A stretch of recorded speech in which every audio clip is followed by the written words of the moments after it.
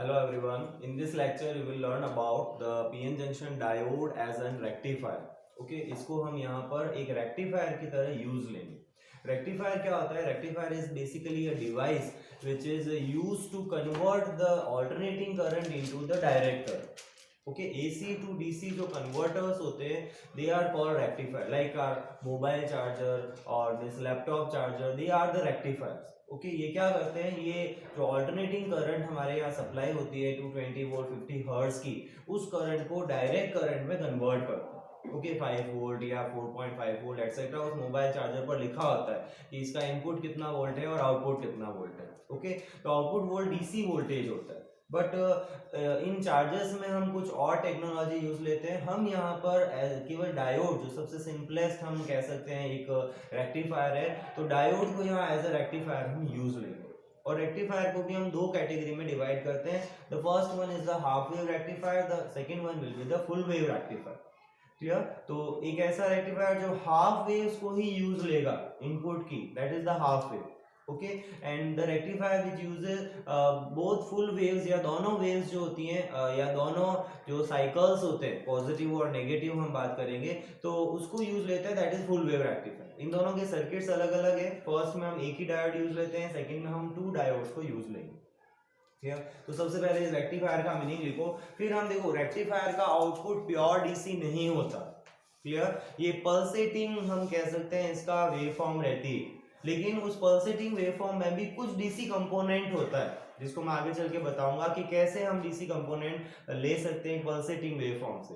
Okay तो pulsating waveform होती है, और इस पल्सेटिंग वेवफॉर्म को आगे वापस फर्दर फिल्टर सर्किट्स की हेल्प से, यानी फिल्टर्स हम कुछ कनेक्ट करते हैं, उन फिल्टर सर्किट की हेल्प से हम इसको और डीसी में कन्वर्ट कर लेते हैं. यानी इसका आउटपुट जो होगा रेक्टिफायर, जो हम एज अ डायोड यूज ले रहे हैं और ट्रांसफॉर्मर हम यहाँ पर यूज लेंगे, तो उसमें इसका नेचर एग्जैक्ट प्योर डीसी नहीं होगा. इवन प्योर डीसी तो हमें फिल्टर्स करने के बाद भी नहीं मिलती, लेकिन ये कह सकते हैं ऑलमोस्ट जो वेरिएशंस हैं वो वैनिश हो जाते हैं. क्लियर? फिल्टर भी हमारे सिलेबस में तो दो टाइप के ही हैं, लेकिन दो फर्दर और टाइप के फिल्टर्स भी होते हैं, जो आगे चल के मैं डिस्कस करूंगा कि उसमें क्या हम और कनेक्ट कर देते हैं, जिससे कि दो और टाइप के फिल्टर्स ज्वाइन हो जाते हैं. तो ये हम यहाँ पर इस चैप्टर में फिल्टर्स की भी बात करेंगे, इस लेक्चर में फिल्टर्स की भी बात करेंगे, और half wave full wave rectifier इन दोनों की बात करेंगे. Clear? So write down about the rectifier. The a device used to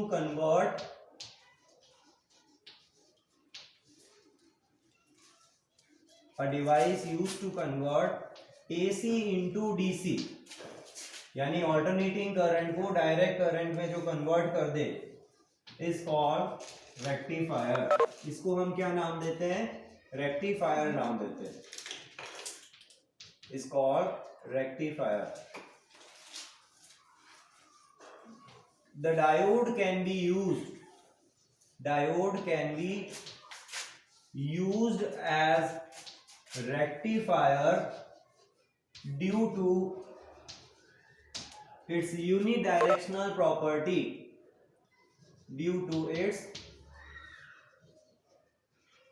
unidirectional property.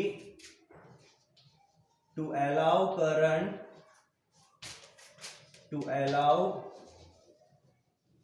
current in only in forward bias. Reverse bias में ये करंट को अलाउ नहीं करता. बिफोर ब्रेकडाउन की बात करेंगे. देखो बाय डिफॉल्ट जब भी हम डायोड के रिवर्स बायसिंग को बोलें, तो वो बाय डिफॉल्ट बिफोर ब्रेकडाउन होता है. क्लियर? ब्रेकडाउन के बाद वाली बात हम नहीं करते. तो यहाँ हम क्या कह रहे हैं कि यूनिडायरेक्शनल है, यानी एक ही डायरेक्शन में करंट को अलाउ करेगा, and that is forward bias. है ना? रिवर्स बायस में करंट को अलाउ नहीं करता, है ना? रिवर्स बायस में हमने पढ़ा था अभी कि रिवर्स बायस में ये करंट को अलाउ नहीं करता अपोजिट डायरेक्शन में. तो अगर मैं इसका देखो इस तरह से सिंबल बनाऊं, ये अगर डायोड है तो फॉरवर्ड का मतलब क्या हुआ? P को पॉजिटिव से और N को नेगेटिव से कनेक्ट कर रहे. तो ये अगर मैं इसको एक तरह से स्विच कंसीडर करूं, तो ये स्विच ऑन है जब हम फॉरवर्ड बायसिंग की बात करते हैं, यानी जितनी करंट होती है वो सारी अलाउ करेगा फॉरवर्ड बायसिंग. बताया था मैंने. क्लियर? और ये जो है अगर हम इसी को रिवर्स बायसिंग का मीनिंग क्या हुआ, यहाँ नेगेटिव यहाँ पॉजिटिव, ये P है ये N है, तो रिवर्स बायसिंग में ये टर्मिनल्स अगर मैं इसको दो टर्मिनल मानूं तो वो ओपन ही रह जाते हैं, वो ऑन नहीं होते, यानी ये स्विच ऑफ की स्टेट है कि करंट को अलाउ ही नहीं करता। माइक्रो एम्पियर करती वो काम की नहीं, उसको हम नेग्लेक्ट कर, क्लियर, माइक्रो एम्पियर की करंट को हम नेग्लेक्ट कर, तो जो करंट अलाउ करेगा वो इसी में करेगा, तो इसीलिए हम इसको कहते हैं यूनिडायरेक्शनल। तो here it allow the current and here it does not allow the current, clear, it does not allow the current, so that's why it is called unidirectional. ये भी ध्यान रखना क्यों बोलते हैं यूनिडायरेक्शनल। अब इसी यूनिडायरेक्शनल प्रॉपर्टी के कारण हम इसको एज ए रेक्टिफायर यूज ले पाते हैं, क्लियर। मैं एक बार वापस इंट्रोड्यूस कर देता हूं। एसी सिग्नल क्या था, देखो इस तरह का अगर हम कोई एक सिग्नल बनाते हैं, जैसे वेव लाइक शेप होती है, इसको ऑल्टरनेटिंग करंट कहा जाता है, दिस इज द एसी। अब एसी में वोल्टेज हो, करंट हो, ऑल्टरनेटिंग, दोनों का वेरिएशन ऐसा ही रहता है। डीसी क्या होती है, देखो डीसी का वेरिएशन कुछ इस तरह का है, टाइम के साथ इट डजंट चेंज, टाइम के साथ जो डीसी है वो चेंज नहीं होती डायरेक्ट करंट, जो बैटरी या सेल्स प्रोवाइड करते हैं दैट इज डीसी, और जो हम जनरेटर एसी जनरेटर से जो मिल लेते हैं दैट इज एसी, आर्मेचर को रोटेट किया जाता है और उससे हम एसी जनरेट करते हैं, तो दैट इज द एसी। अब एसी में भी अगर ये जीरो लाइन यानी इसकी एवरेज लाइन जीरो पर हो, यानी दो इक्वल एरिया में अगर इसको डिवाइड कर रही है, तो हम इसको क्या बोलते हैं, this is the pure AC, इसको हम प्योर एसी कहेंगे। और अगर सपोज करो कि हम ये जीरो लाइन यहां ड्रॉ कर रहे हैं और एसी सिग्नल यहां पर है इस तरह से, तो इसको हम नाम क्या देते हैं, this is AC plus DC, ये दोनों का मिक्सचर है। ये जो कंपोनेंट है ना, जो एवरेज लाइन है, ये डीसी को प्रोवाइड, डीसी को बताती है, डीसी कंपोनेंट को, तो ये एक्चुअल में ये तो एसी है, ये डीसी है, तो ओवरऑल मैं क्या कहूंगा, this is AC plus DC. ये जो सिग्नल है ये एसी भी है इसमें और डीसी भी, डायरेक्ट करंट भी है, ऑल्टरनेटिंग करंट भी है, क्लियर, ये कॉन्सेप्ट को समझना। और अगर हम सपोज करो एक इस तरह की वेवफॉर्म्स बनाए लाइक दिस, ऑल्टरनेटिव हो, नेगेटिव नहीं हो रही, सारी पॉजिटिव ही है, तो उसको भी मैं क्या कहूंगा, इसकी भी एवरेज लाइन नॉन जीरो होगी। एवरेज लाइन का मतलब क्या होता है, जो इसको दो इक्वल पार्ट्स में या दो इक्वल एरिया में इस तरह से डिवाइड कर दे, इसको एवरेज लाइन कहा जाता है। तो this average line here also is not equals to zero, zero यहाँ है, तो ये जो वैल्यू है, ये जो अपने को वैल्यू मिलेगी, this value will be the DC value. तो हमें इसमें फुल वेव रेक्टिफायर जब मैं बताऊंगा ना, इसी तरह की आउटपुट वेवफॉर्म मिलने वाली, तो उसको हम क्यों कह रहे हैं कि वो डीसी कंपोनेंट रखता है, उसका रीजन मैंने बताया यार, ओके, कि why it is carrying some DC component, because इसकी जो एवरेज लाइन है वो एवरेज लाइन डीसी वैल्यू बताती है, प्योर डीसी नहीं है, ये भी एसी प्लस डीसी, वेरिएशन जो आ रहे हैं उसको तो हम एसी कहेंगे, दिस इज द एसी, और जो एवरेज वैल्यू है that will be DC, clear. और उसी को हम फिर आगे फिल्टर कर देते हैं, एसी प्लस डीसी में से एसी को रिमूव कर देंगे और डीसी को अलग कर देंगे, क्लियर, तो वो आगे हम डिस्कस करेंगे। तो ये एक बेसिक कॉन्सेप्ट था, इसको हमें इसके साथ अटैच करने की जरूरत नहीं है, it is just a basic concept जो तुम कहीं साइड में नोट कर सकते हो। Now we start, there are two types of rectifier, there are two types of rectifiers. The first one is half wave rectifier और सेकंड हम करेंगे फुल वेव रेक्टिफायर इसके बाद, इसको शॉर्ट में HWR कह सकते हैं, ठीक है, इसको शॉर्ट में HWR हाफ वेव रेक्टिफायर हम नाम दे सकते हैं शॉर्ट में, ओके। तो इसमें होता क्या है, देखो इस तरह का इसका एक सर्किट है, we generally use here transformer, okay. Transformer का काम यहाँ पर इसको AC टू DC कन्वर्ट करना नहीं है।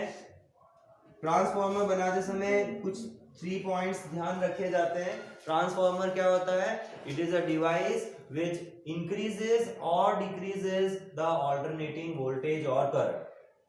क्लियर? जो AC है उसको वैल्यू को इंक्रीज करना या डिक्रीज करना ट्रांसफॉर्मर का वर्क है। क्लियर? जैसे दो तरह के होते हैं ये भी, step up step down. Step up means जो वोल्टेज को इंक्रीज कर दे, इनपुट कम है आउटपुट ज्यादा है, और स्टेप डाउन जो वोल्टेज को कम कर दे। क्लियर? इनपुट ज्यादा है आउटपुट कम है, यहाँ स्टेप डाउन लगा है। तो देखो एक तो यहाँ जिधर नंबर ऑफ टर्न्स कम होते हैं ना उधर वोल्टेज कम मिलता है, तो ये सेकेंडरी कहलाती है, प्राइमरी कहलाती है। This is primary, this is secondary. तो सेकेंडरी पे टर्न्स कम बनाने हैं, एक तो ये ध्यान रखना है, स्टेप डाउन है ये। दूसरा टर्न्स अपोजिट है, इधर मैंने टर्न्स ऐसे लिए और इधर टर्न्स मैंने ऐसे लिए। क्लियर? तो यहाँ पर अगर पॉजिटिव है तो यहाँ भी पॉजिटिव है, इसलिए टर्न्स अपोजिट बनाए जाते हैं। ओके, इलेक्ट्रोमैग्नेटिक इंडक्शन पे वर्क करता है। और दो पैरेलल लाइंस यहाँ बीच में ड्रॉ की जाती है, जो आयरन पर ये टर्न्स बने हैं फेरोमैग्नेटिक मटेरियल पे, वो रिप्रेजेंट करती है। तो आयरन कोर है वो रिप्रेजेंट करेगी। क्लियर? तो इस तरह का देखो ट्रांसफार्मर होता है, मैंने बताया था तुम्हें पहले भी। तो इस तरह का ये ट्रांसफार्मर होता है, और जो स्ट्रीट के बाहर भी लोग लगे होते हैं वो भी ट्रांसफार्मर्स होते हैं, जो कि एक वोल्टेज को सफिशिएंट वैल्यू तक इंक्रीज 220 वोल्ट तक वापस उसको कन्वर्ट कर देते हैं। जो लॉसेस हो रहे हैं स्टेशन से स्ट्रीट तक आने में, उस लॉसेस को वापस वो रिड्यूस करके और 220 वोल्ट उसको मेंटेन रखते हैं, और फिर घरों में सप्लाई की जाती है। ठीक है, चलो। तो ये ट्रांसफार्मर का एक इंट्रोडक्शन मैंने दिया। हमें ज्यादा ट्रांसफार्मर के बारे में बात नहीं करनी है यहाँ पर, हमें यहाँ पर डायोड के एक्शन पर बात करनी है। तो this is the diode and this is P and this is N, that was just a division. और यहाँ हम क्या करते हैं, जो लोड रेजिस्टेंस हमें यहाँ लगाना है, लाइक कोई रेडियो हमें ऑपरेट करना है या किसी बैटरी को चार्ज करना है, तो वो ये लोड रेजिस्टेंस हो जाएगा, that will be the load resistance. Clear? और जो इनपुट AC सिग्नल है, यहाँ हम वो AC वोल्टेज लगाएंगे। AC वोल्टेज का सिंबल इस तरह का होता है, this is the AC signal, और यहाँ हम लिख सकते हैं AC वोल्टेज और AC signal. Clear? Now what happen, देखो यहाँ पर जो वेरिएशंस आएंगे वो कुछ इस तरह के होंगे। साइकिल जो बनेगा, ट्रांसफार्मर केवल वोल्टेज को कम ज्यादा करता है, AC में ही रहती है। यहाँ वोल्टेज सपोज करो इस तरह का है। क्लियर? एक साइकिल अगर मैं शो करूं, यहाँ साइकिल इतना है, इसके एम्पलीट्यूड ज्यादा है, यहाँ साइकिल का एम्पलीट्यूड कम है, फ्रीक्वेंसी सेम होगी। ट्रांसफार्मर जो सिग्नल ट्रांसफर करता है फ्रीक्वेंसी सेम है, जो टाइम यहाँ लग रहा है वही टाइम यहाँ लगेगा। Does not change frequency, only it change the amplitude. Clear? तो यहाँ अब समझना इसकी वर्किंग को इस तरह से। जब पॉजिटिव साइकिल आया ये, ठीक है, देखो मैं इसका वेव डायग्राम भी साथ में यहाँ ड्रॉ कर लेता हूं। तो this is the input voltage, और यहां हम ड्रॉ करेंगे आउटपुट वोल्टेज। क्लियर? इस तरह से this is the time and here it is also time. Time के रेस्पेक्ट में हम यहाँ पर इनपुट आउटपुट वेव फॉर्म, इसके साथ वेव फॉर्म भी पूछी जाती है एग्जाम में, तो वेव फॉर्म को समझना कैसे बनती है। तो इस तरह की मैं इनपुट वेव फॉर्म यहां ले रहा हूं, एंड सो ऑन। तो ऐसे डैश्ड लाइन यहां पर जहां जहां हाफ साइकिल्स कंप्लीट होते हैं वैसे डैश लाइन शो कर देना,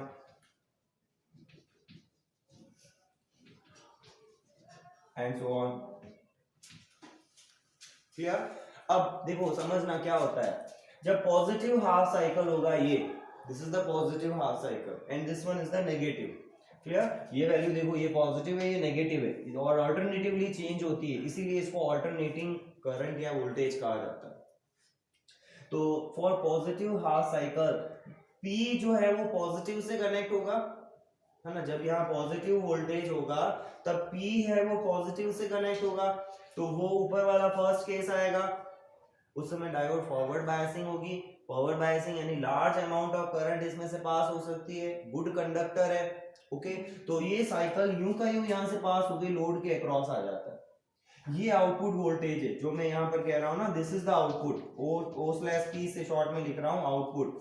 ठीक है, this is the output and this one is the input, इसको I स्लैश P से लिख रहा हूँ। I slash P means input, O slash P means output.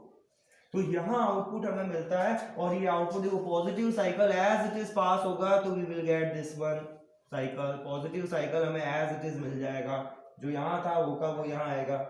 क्यों? क्योंकि यहाँ डायोड क्या है, फॉरवर्ड बायस है। जो डायोड डी है, this is the forward bias here.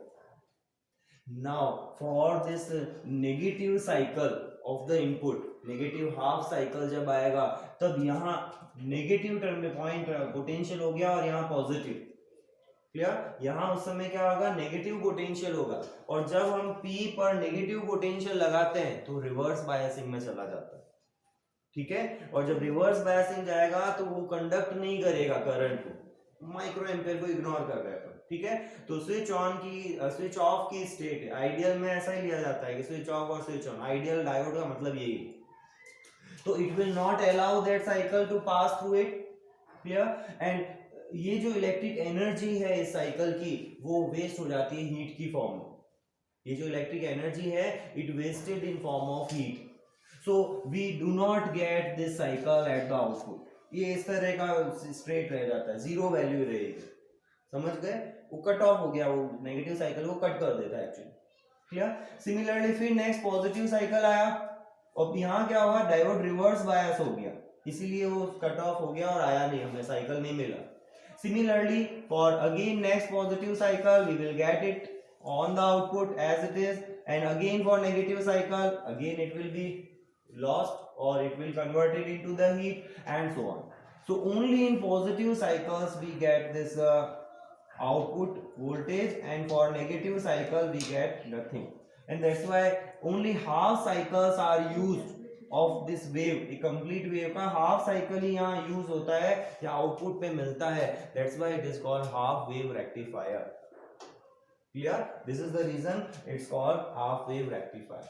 So this is input output, and इसको अब हम यहाँ पे वर्किंग इसकी एक्सप्लेन कर लेंगे कि किस तरह से वर्क करेगा। Okay, so note down here the transformer used to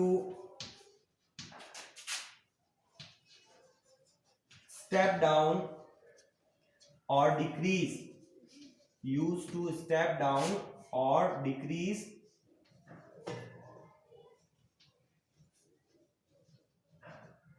the applied voltage, the applied AC voltage या ऑल्टरनेटिंग वोल्टेज कह सकते हो।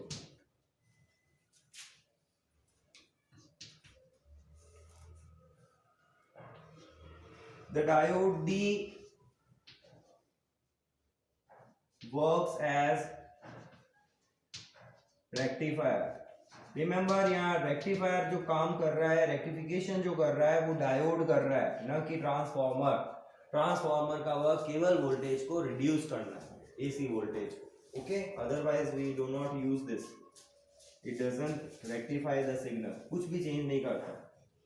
Now for positive half cycle of input, clear? Input के positive half cycle के लिए diode D will be forward bias. Diode D जो है यहाँ पर forward bias हो जाएगा। सब बहुत इजी है इसकी वर्किंग।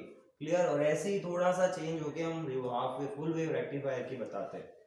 तो डायोड फॉरवर्ड बायस होगा, F3 लिखा है मैंने यहाँ, and hence the current flows through it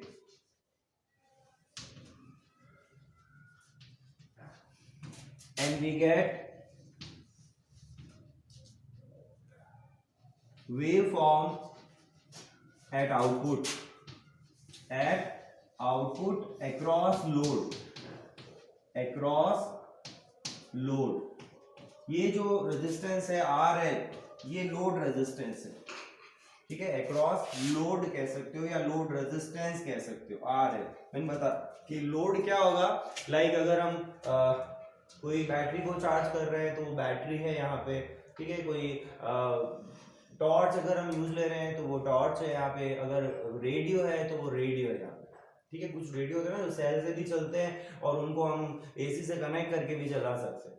तो जब AC से कनेक्ट करते हैं तो वो रेडियो का रेजिस्टेंस जो होगा वो यहाँ पे आ जाएगा, यानी जो whatever the device which is operating on the DC, उस वोल्टेज पे जो प्रोवाइड कर रहा है वो हम यहाँ कनेक्ट करेंगे और उसी को लोड करेंगे। ठीक है, अब इसको मैं यहाँ पे रफ कर रहा हूँ। ये जो मैंने इंट्रोडक्शन दिया था, इस इंट्रोडक्शन को रफ कर रहा हूँ मैं, और आगे की कंटिन्यूशन में वहां लिखूंगा, तो it is not required here.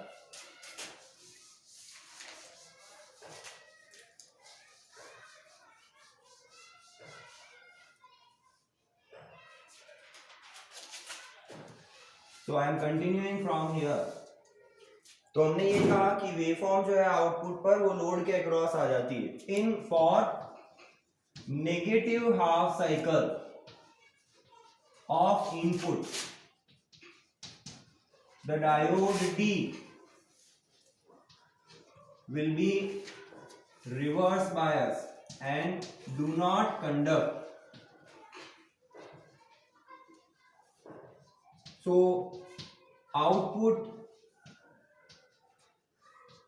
will be 0, यानी कुछ भी आउटपुट नहीं मिलेगा as shown. क्लियर? तो इस तरह से ये प्रोसेस कंटिन्यू चलता रहता है। रिवर्स में जब पॉजिटिव साइकिल के लिए फॉरवर्ड बायस, नेगेटिव साइकिल के लिए रिवर्स बायस। तो शॉर्ट में कहीं इसको मेंशन कर देना कहाँ फॉरवर्ड और कहाँ रिवर्स, वैसे मैंने वेव फॉर्म में शो कर दिया है। क्लियर? तो since we get only half wave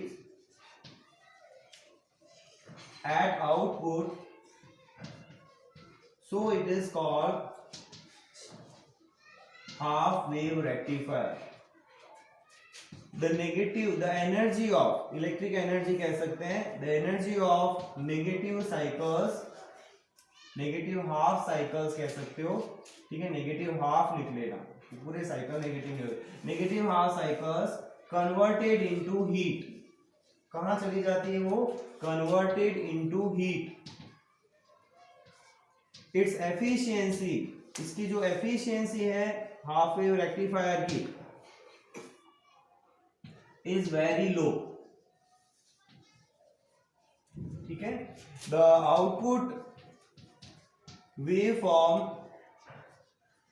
is pulsating. Pulsating waveform इसको बोला जाता है, एंड कंपोज या combination of AC and DC. Clear? जो वेरिएशन है उसको ऐसे कहेंगे, वेरिएशन जो हो रहे हैं, variation is AC and average line या एवरेज वैल्यू जो होगी इसकी, एवरेज वैल्यू कर लो, एवरेज वैल्यू इज डीसी। तो इस तरह से हम इसको एवरेज वैल्यू को डीसी बोल देते हैं, और जो वेरिएशन हो रहा है उसको हम नाम दे देते हैं AC.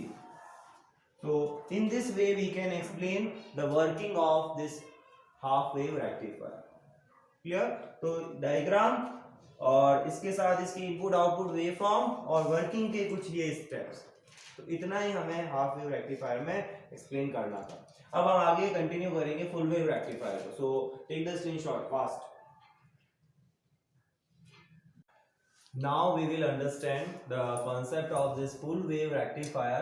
Okay, it's a circuit diagram, it's a input output waveform, and it's working. Clear? So this full wave rectifier uses the center taped transformer. यहाँ ऑर्डिनरी ट्रांसफॉर्मर यूज नहीं आता जैसा हमने हाफ वेव रेक्टिफायर में use लिया था। Here we use the center tape transformer. उसमें क्या होता है, जो सेकेंडरी कॉइल होती है उस सेकेंडरी कॉइल के सेंटर पर जहां हाफ टर्न्स होते हैं वहां से एक और वायर कनेक्ट कर दिया जाता है, तो that is called centre tap. जैसे मैं अगर इसको डायग्राम से बताऊं तो कुछ इस तरह का अगर हम ट्रांसफॉर्मर लेते हैं, ये तो है इसकी प्राइमरी, क्लियर, और ये होगी इसकी सेकेंडरी। नंबर ऑफ टर्न्स कम बनाना है यहाँ पर, तो ये जो सेकेंडरी है इसके सेंटर पर, यानी यहाँ जहाँ हाफ टर्न्स हो रहे हैं वहां हम एक और वायर कनेक्ट करते हैं। तो इसके सेकेंडरी पर 3 टर्मिनल्स होते हैं एक्चुअल में। The secondary have 3 terminals. A, we can say terminal number A, this is B and this one is C. Clear? तो इस तरह का ट्रांसफॉर्मर हम यहाँ पर यूज लेंगे। ऑब्वियसली हम इसमें आयरन कोर लेते हैं, तो आयरन कोर के लिए 2 लाइंस हो जाएगी। यहाँ एसी सिग्नल हम कनेक्ट करेंगे जिसको हमें कन्वर्ट करना है, okay, this will be the AC signal. अब इस सेंटर टेप ट्रांसफार्मर की एक बहुत इंपॉर्टेंट प्रॉपर्टी है जो हम यहाँ यूज लेते हैं, और without transformer we can not rectify here with the help of this full wave rectification. Clear? यानी दोनों साइकिल्स को अगर यूज लेना है तो सेंटर टेप ट्रांसफार्मर को यूज लेना पड़ेगा, इसीलिए हम ट्रांसफार्मर को जनरली ड्रॉ करते हैं। क्लियर? अब होता क्या है, देखो, अगर इनपुट एसी सिग्नल इस टाइप का है कि यहाँ पॉजिटिव साइकिल आ रहा है, ठीक है, इनपुट जो एसी सिग्नल है इट इज लाइक दिस कि पॉजिटिव साइकिल है यहाँ, तो उस इंस्टेंट पर जो ए पॉइंट पर साइकिल होगा वो पॉजिटिव होगा, और उसी instant with respect to C and at the same instant the cycle at the point B will be negative. At the same instant यहां पर नेगेटिव साइकिल आएगा कुछ इस तरह से।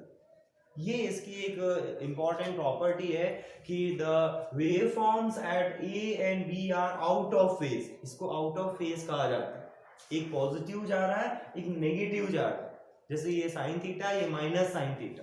क्लियर? माइनस साइन थीटा का ये कर्व होता है, माइनस साइन थीटा मतलब दोनों के बीच में फेज डिफरेंस पाई का है, 180 का है, तो उसको आउट ऑफ फेज कहा जाता है।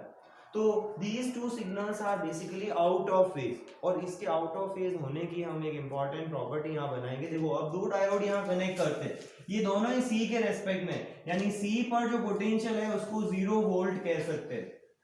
0 वोल्ट यानी सी के रेस्पेक्ट में हम ले रहे हैं ए और डी पर। अब one diode we connect here, this is diode D1 and the second diode we connect here and this is diode D2। दोनों के P लेफ्ट में रहेंगे और N राइट में रहेंगे, and these two are connected or joined together।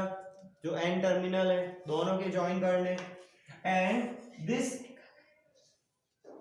load resistance is connected here now। यहां पर load resistance को कनेक्ट किया जाता है, this is the load resistance RL।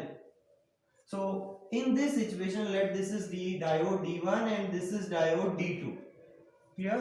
अब अगर हम यहाँ पर इसकी वेव फॉर्म्स ड्रॉ करें तो वेव फॉर्म में यहाँ पर A पॉइंट पर, B पॉइंट पर और जो आउटपुट वेव फॉर्म है इन तीनों को ड्रॉ करूंगा। Clear? At this point A जो कि सिमिलर होगी अप्लाइड इनपुट वेव फॉर्म के, ये दोनों सिमिलर है। क्लियर? और B इसकी जस्ट अपोजिट है, और जो आउटपुट पे मिलेगी वो हम इसकी वर्किंग से समझेंगे। तो अभी मैं केवल A और B पर वेवफॉर्म्स को ड्रॉ कर देता हूं। तो this waveform is at point A, this will be at point B, at point B, और ये हो जाएगी आउटपुट। क्लियर? अब जो एट पॉइंट A है ना, इसको हम इनपुट भी कह सकते हैं, इनपुट, और we can say at point A। So the waveforms will be like this।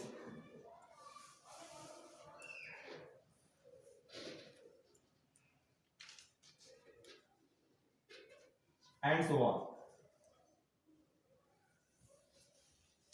So parallel lines जैसे हमने हाफ वेव रेक्टिफायर में यूज ली थी, for each half cycles we have to draw here again like this।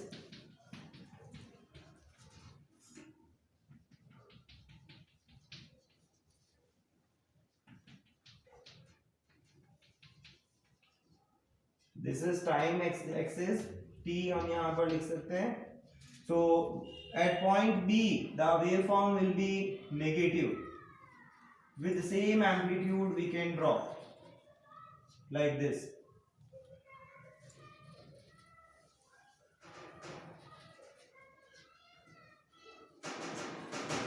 Okay, so this is the output waveform at the point B। ये B point पर है और ये A point पर, ये दोनों आउट ऑफ फेज है। ये क्यों है out of phase? Due to the property of transformer. Actual में C पॉइंट्स अगर देखें ना, तो ऊपर देखोगे A पॉइंट पर तो टर्न्स इस तरह से, और नीचे देखोगे तो टर्न्स अपोजिट है। तो कहीं ना कहीं ये टर्न्स के अपोजिट होने से यहाँ पर जो फेज एंगल है वो 180 का आता है। बट हम ज्यादा डिटेल में इसके नहीं जाएंगे अभी कि क्यों होता है एग्जैक्ट। तो हमें ये प्रॉपर्टी यहाँ एज सच यूज लेनी है। नाउ इसको मैं एक बार इंट्रोड्यूस कर देता हूं, फिर इसकी वर्किंग को हम स्टडी करेंगे कि कैसे आउटपुट वेवफॉर्म यहाँ कैसी होगी और क्यों होगी, उसका रीजन मैं बताऊंगा। तो first we introduce the diagram.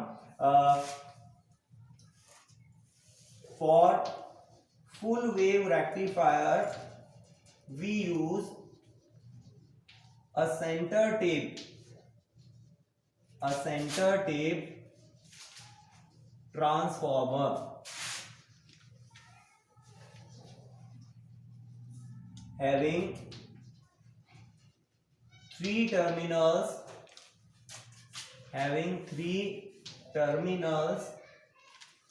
at output, at secondary, sorry, output of transformer कह सकते हो या सेकेंडरी कॉइल कह सकते हो.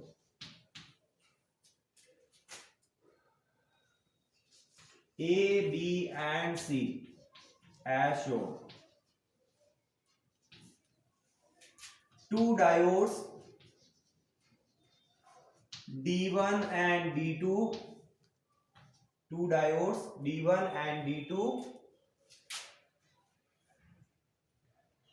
along with load resistance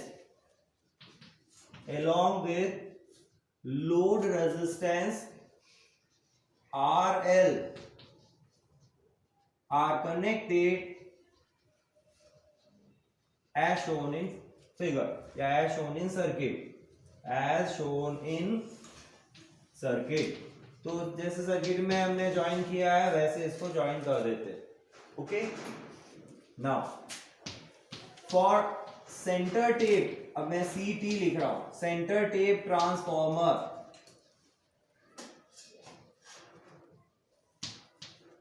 the AC signal क्यों बोलते हैं? क्योंकि वोल्टेज भी हो सकता है, करंट भी हो सकती है. ओके, तो कंबाइनली या कॉमनली इनको सिग्नल कहा जाता है. Okay, so for the center tape transformer the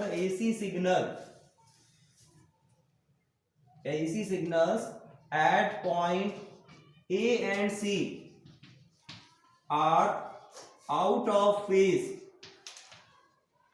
out of phase का मतलब फेज डिफरेंस 180 का, 180 के फेज डिफरेंस को आउट ऑफ फेज कहा जाता है with respect to point B, sorry A and B होगा, ए और सी नहीं, हमने इस पॉइंट को बी कहा है.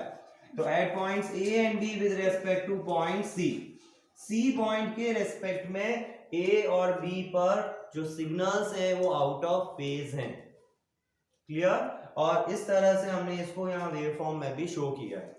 अब समझना क्या होता है, वर्किंग इसकी मैं एक्सप्लेन कर रहा हूं.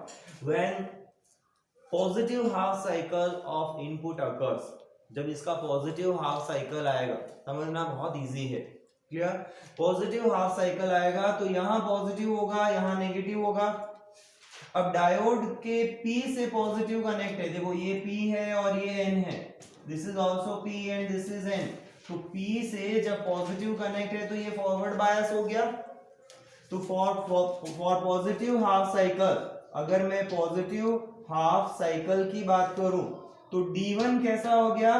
फॉरवर्ड बायस में, क्योंकि उस समय यहां पॉजिटिव था. Positive half cycle of input के लिए यहां पॉजिटिव होगा, यहां पॉजिटिव है तो ये डायोड जो है ये फॉरवर्ड बायस में चला जाएगा, और उसी इंस्टेंट पर ये नेगेटिव होगा, है ना. Eight the same instant this will be negative, so it will be reverse bias. Reverse bias में कंडक्ट नहीं करता है, करंट को अलाउ नहीं करता है फ्लो होने के लिए. So that's why the current flows in this path. इस पाथ को भी मैं मान लो, इसको पॉइंट ए का है ना, इसको बी, इसको सी, इसको डी, डी अपन ने ऑलरेडी लिया है, ई, एफ और जी ले लेते हैं इन पॉइंट्स को, ई, एफ एंड जी. तो इस पाथ ए, ई, एफ और सी, ए, इस पाथ को ये फॉलो करेगी. करंट का ये पाथ मैंने एरो से बताया है. एरो क्या बता रहा है? करंट के फ्लो होने के पाथ को. क्लियर? तो और ऐसे कह सकते हो ये साइकिल एज इट इज यहां से पास होके इसके अक्रॉस आ जाएगा.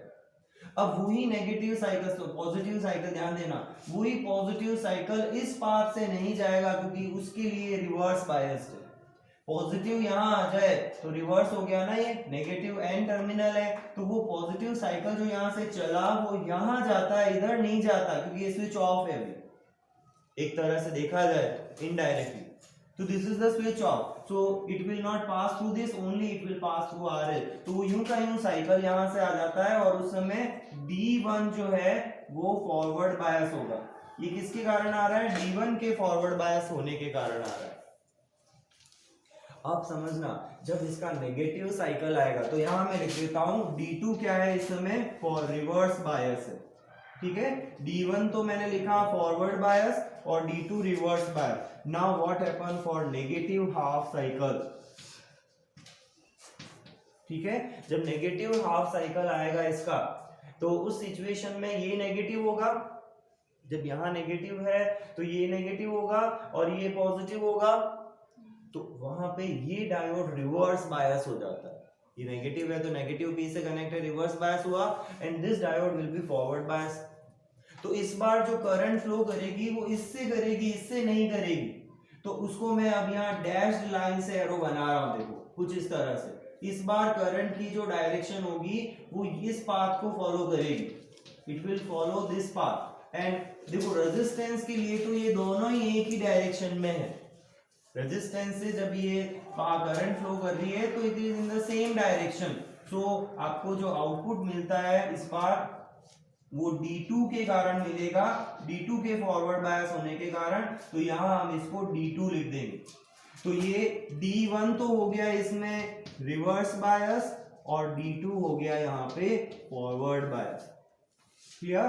तो इतना सा इसकी वर्किंग में, इसीलिए हमें अब same thing will be applicable for all the positive and negative cycles. Clear? जब भी पॉजिटिव साइकिल आएगा तो D1 कंडक्ट करेगा, जब पॉजिटिव नेगेटिव आएगा तो D2 करेगा। तो you will get like this the waveform जो मिलेगी, ये D1, ये D2, ये D1 and D2 and so on. तो इसके आउटपुट वेवफॉर्म इस तरह से बनती है, ये भी पल्सेटिंग है। क्लियर? तो इसको अपन यहाँ पर अब लैंग्वेज में लिख देते हैं कि now for positive half cycle D1 will be forward bias and D2 will be reverse bias, and current flows through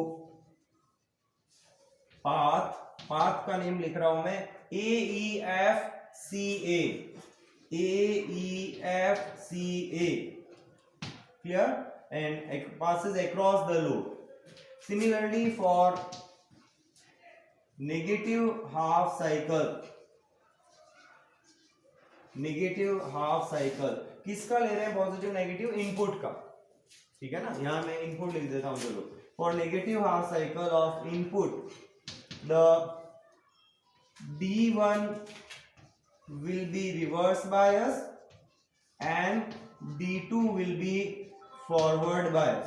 D1 जो होगा वो तो रिवर्स बायस होगा और D2 जो है वो D2 will be forward bias, and the current flows through path। अब कौन सा पाथ फॉलो होगा? डैश्ड पाथ जो मैंने यहां बनाया है, that will be BGFCB as shown, ठीक है। डैश्ड लाइन से हम इसको शो कर रहे हैं, तो as shown by the dashed line।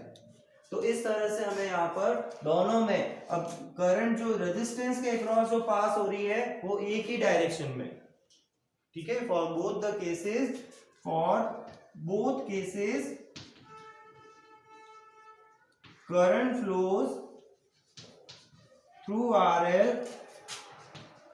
current flows through RL in same direction. We get pulsating output waveform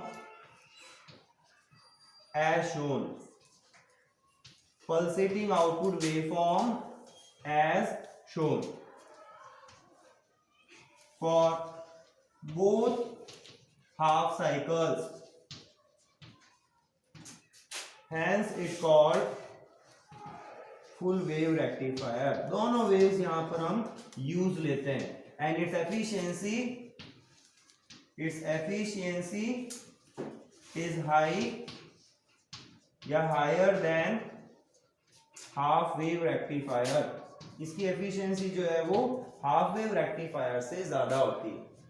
तो इसमें भी आपको circuit diagram, input output waveform और ये इंट्रोडक्शन सर्किट का और ये वर्किंग के स्टेप, तो ये 4 थिंग्स अपने को लिखनी आनी चाहिए और ये इंपॉर्टेंट टॉपिक है, मैंने यहाँ भी नोट किया है important one.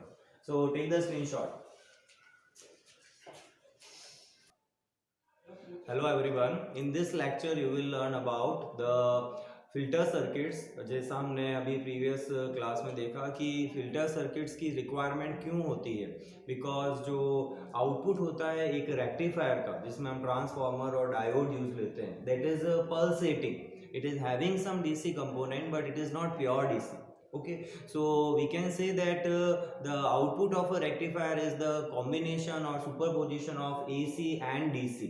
So to filter out the DC from that combination is done by this filter circuits। तो यहाँ हम 2 तरह के filter circuits को अपने syllabus में study करेंगे and the first one is series inductor and second one is the shunt capacitor। इसके अलावा भी 2 और टाइप के फिल्टर सर्किट्स होते हैं, दैट इज एल सेक्शन और pi section, but that is not in our syllabus, but इसी का आगे फर्दर एक्सटेंशन हम उसको कह सकते हैं। But series inductor and shunt capacitor are the main 2 processes, इनमें से कोई भी एक को हम यूज लेके फिल्टर आउट कर सकते हैं डीसी कंपोनेंट को। क्लियर? सो इसको हम एक बार डिफाइन कर देते हैं। The output of a rectifier is pulsating, that is combination or superposition of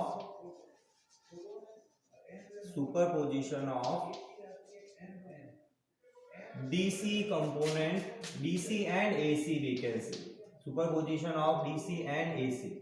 जो वेरिएशन है, जैसे मैंने कल बताया था इसके बारे में, तो सपोज इस टाइप का अगर अपने पास सिग्नल मिल रहा है जिसको हम पल्सेटिंग सिग्नल बोल रहे हैं, तो इस सिग्नल में ये सपोज वोल्टेज है अगर, तो ये जो वेरिएशन हो रहा है दैट इज कॉल्ड एसी। जो वेरिएशन यहाँ पर है that is called AC and जो इसकी एवरेज वैल्यू आएगी ना यहाँ पर, that average value is the DC component. इस एवरेज वैल्यू को हम यहाँ पर डीसी कंपोनेंट कहेंगे। तो इसमें एसी और डीसी दोनों का मिक्सचर है। अब अगर हम किसी सर्किट से इस ऑल्टरनेटिंग करंट को यहाँ से रिमूव कर दें या फिल्टर आउट कर दें और डीसी कंपोनेंट हमें मिल जाए, तो उसको हम फिल्टर सर्किट्स कहते हैं। और ये वर्क बहुत इजीली एक सीरीज इंडक्टर यानी इंडक्टर को सीरीज में लगाएं और शंट कैपेसिटर यानी कैपेसिटर को पैरेलल में लगाएं, तो उससे हम कर सकते हैं। सो टू फिल्टर आउट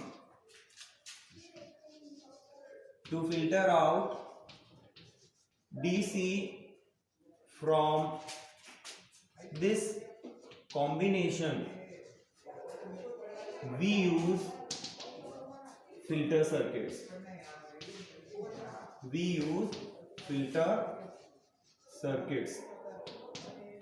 ठीक है, जो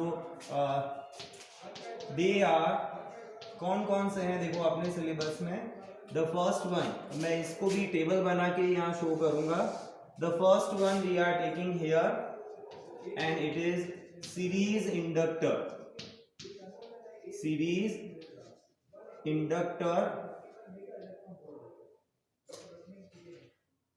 and the second one is shunt capacitor।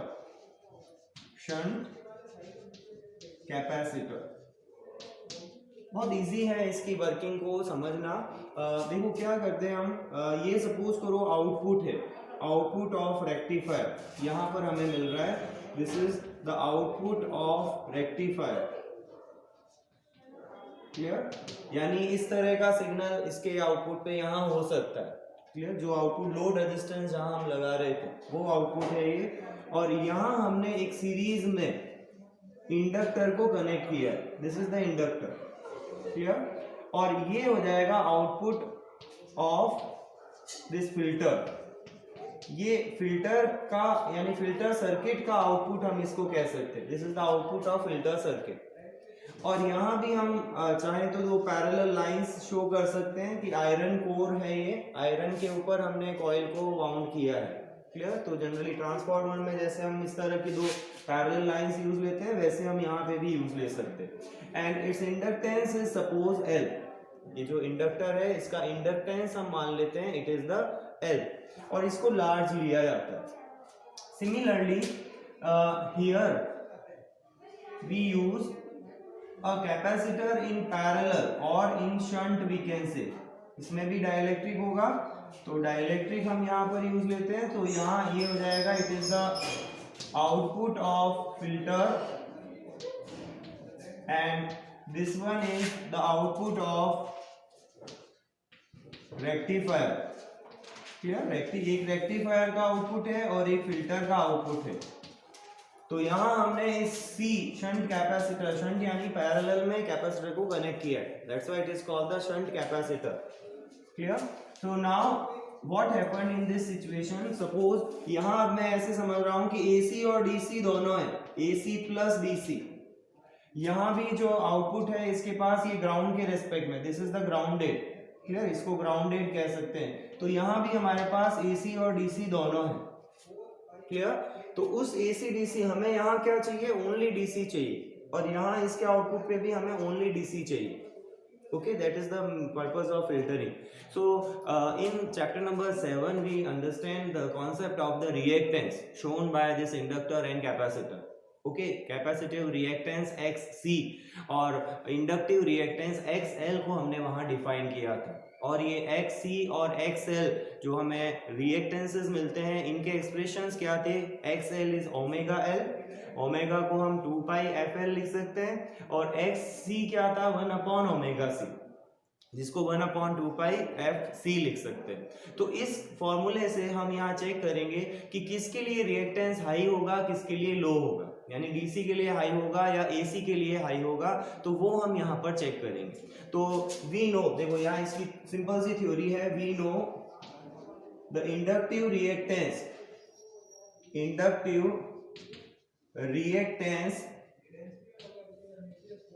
XL is XL equals to omega L और it is equals to 2 pi FL। अब यहाँ फॉर DC सिग्नल क्या होता है, देखो DC सिग्नल वो जो टाइम के साथ चेंज ना हो, that is the DC, and for DC the frequency will be 0, वहाँ वेव्स बनती नहीं है ना, तो उसकी फ्रीक्वेंसी को हम 0 लेते हैं DC सिग्नल के लिए। इसको मैंने वहाँ रिएक्टेंस में भी बताया था, जहाँ इसको डिफाइन किया था कि DC के लिए रिएक्टेंस क्या होता है, क्लियर। तो यहाँ फ्रीक्वेंसी DC कंपोनेंट के लिए क्या होगी, it will be 0, and if this frequency is 0 for DC, तो XL जो होगा for the DC component will also be 0। And what is the meaning of your significance of XL, to obstruct the current. XL क्या करता है, ये resistance की तरह, लेकिन AC सर्किट्स में यूज होता है, जहाँ इंडक्टर और कैपेसिटर्स यूज आते हैं वहाँ रिएक्टेंस की बात करते हैं, और जहाँ इनके कॉम्बिनेशन हो जाते हैं कि जहाँ रेजिस्टेंस भी है रिएक्टेंस भी है, वहाँ हम इम्पीडेंस की बात करते हैं, as we already discussed in chapter number 7। So here for this DC component the resistance or the obstruction produced for the DC is 0, यानी DC के लिए ये लगा हुआ ही नहीं है, क्लियर। अगर हम प्योर एक इंडक्टर लेते हैं, क्लियर, तो प्योर इंडक्टर के लिए क्या होगा, और सारी के सारे DC को ये पास कर देगा, DC के लिए ऑब्स्ट्रक्शन शो नहीं करेगा, ठीक है, that is no obstruction for DC, ठीक है। XL का मतलब क्या है यहाँ पर, ऑब्स्ट्रक्शन शो करना, तो 0 है, इसका मतलब कोई ऑब्स्ट्रक्शन DC के लिए नहीं होगा। But for AC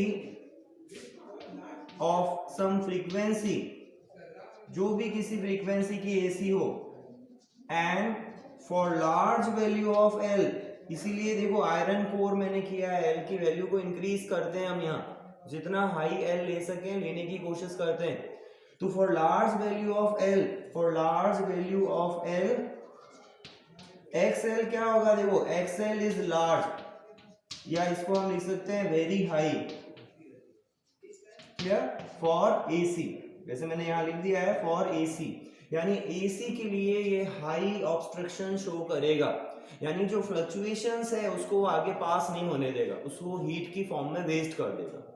clear? जो फ्लक्चुएशंस होंगे, ये जो वेरिएशंस होंगे इस तरह के, उन वेरिएशंस को ये पास नहीं होने देगा, it will obstructed highly and converted into the heat. Okay, so the heat is reduced in this process, but वो जो एसी के वेरिएशंस थे वो चले गए और हमें यहाँ पर प्योर डीसी मिल जाती है। So it is highly obstructed, it is highly obstructed and we get only DC at output, only DC at output। तो इस तरह से हमें यहाँ आउटपुट पे डीसी मिल जाता है। तो इस तरह हम इस रिएक्टेंस के फॉर्मूले से फ्रीक्वेंसी को डीसी के लिए 0 करके, और एसी के लिए देखो ये हाई क्यों होगा, क्योंकि एफ और एल दोनों का प्रोडक्ट है और मैंने कहा एल लार्ज लेना है, तो एल लार्ज होगी तो एक्सएल भी लार्ज होगा, डायरेक्टली प्रोपोर्शनल है इसके। क्लियर? तो इस तरह से हम इसकी वर्किंग को समझ सकते हैं। अब हम बात करते हैं इसकी, जब हम शंट कैपेसिटर फिल्टर का कंसीडर करते हैं तो यहां भी हम इसका रिएक्टेंस लिखें, तो the reactance of capacitor is XC given by, क्या होगा, XC is what, it is 1 upon omega C और 1 upon 2 pi FC, यही होता है 1 upon 2 pi FC या 1 upon omega C। Now again for DC this F is 0, so XC for this DC component, यहाँ हमने XL लिया था, यहाँ हम XC ले रहे हैं, so XC for DC component will be what, infinite, क्योंकि 1 upon आ रहा है ना, तो XC जो होगा यहाँ पर that will be infinite, क्योंकि यहाँ पे 1 upon omega C 1 upon F है, तो infinite means DC will not pass through this capacitor। और होता है क्योंकि डाइलेक्ट्रिक लगा है, डाइलेक्ट्रिक जो है वो अलाउ नहीं करता डीसी को, इंसुलेटर है एक तरह का, तो DC will not allowed here. तो डीसी, अब देखो दो पाथ है, एसी डीसी यहाँ से आ रहे हैं ना, तो दो पाथ है इसके पास, तो डीसी पूरा इधर चला जाएगा आउटपुट ऑफ फिल्टर पर, यानी एक्चुअल में लोड रेजिस्टेंस लगेगा। यहाँ क्या होगा, यहाँ आउटपुट पे लोड रेजिस्टेंस लगेगा, तो वो लोड में डीसी चली जाएगी। और एसी का क्या होगा, फॉर एसी, अब मैं यहाँ लिख देता हूँ, DC can not pass through capacitor, इसीलिए हमने इसको पैरेलल में लगाया है। देखो सीरीज में नहीं लगा सकते इसको, सीरीज में लगा दिया तो सारी डीसी वहीं ब्लॉक कर देगा, आगे पास ही नहीं करेगा, इसलिए यहाँ सीरीज में नहीं लगा है। क्लियर? तो it will not pass through the capacitor and for AC F is non-zero and C is taken high। यहाँ भी हम C को क्या करते हैं, बहुत हाई लेते हैं, इसीलिए डाइलेक्ट्रिक फील्ड कैपेसिटर लेंगे, एयर फील्ड नहीं लेंगे। अगर हम एयर फील्ड नहीं लेते, एयर फील्ड लेते तो इसका कैपेसिटेंस जो होता वो कम होता, लेकिन डाइलेक्ट्रिक फील्ड लेते हैं तो कैपेसिटेंस इंक्रीज हो जाता है। So the F not equals to 0, C is taken high, therefore this AC will pass through C and shorted, और कह सकते हो इसको ग्राउंडेड, शॉर्टेड और ग्राउंडेड। मैंने अभी बताया कि ये ग्राउंड टर्मिनल से कनेक्टेड है, ये जो है ना ये बिलो बॉटम वाला टर्मिनल ग्राउंडेड है। क्लियर? तो वो क्या होगा, ये जो एसी सिग्नल है वो यहां से पास होगा, तो इसको ऐसे कह सकते हो शॉर्ट हो गया। एक कोई बैटरी लगी हुई हो और उस बैटरी का अगर आप क्या करो, ये दोनों टर्मिनल्स एक तरह से कनेक्ट कर दो तो बैटरी शॉर्ट हो जाती है, यानी इसका आउटपुट वोल्टेज 0 हो जाता है। तो अगर यहाँ एसी सिग्नल है और एसी वोल्टेज पूरा यहाँ शॉर्ट हो गया तो आउटपुट में कुछ नहीं जाएगा, या सारी एसी करंट इस पाथ को फॉलो करते हुए आ जाएगी, यानी यही टर्न रोटेट होती रहेगी, वहां नहीं जाएगी। ठीक है? एसी जो होगी वो उस पाथ को फॉलो नहीं करेगी, AC will follow this path, क्योंकि यहाँ शॉर्ट रेजिस्टेंस मिल रहा है। Current always choose the path in which it get less resistance और मिनिमम रेजिस्टेंस, तो यहाँ इसको मिनिमम रेजिस्टेंस मिलेगा, ऑलमोस्ट ये इसको कह सकते हैं कि बहुत लो इसका रिएक्टेंस है for the AC, and that's why AC will pass through this. तो शॉर्ट हो जाती है और या फिर कह सकते हो ग्राउंडेड हो जाती है, and hence we get DC at output of filter.